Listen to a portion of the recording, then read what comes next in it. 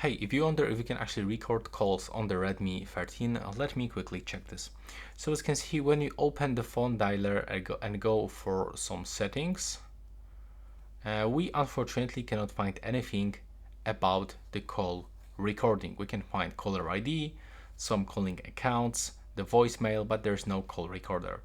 When we open sound recorder, that will be available just right here, we can click here and find some options. Nothing about call recording, unfortunately. So if I record something like this and finish this recording right now, it will actually stops.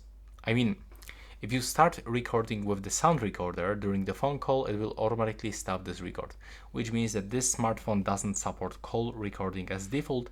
And that's all for this video. Right now, please subscribe to my channel.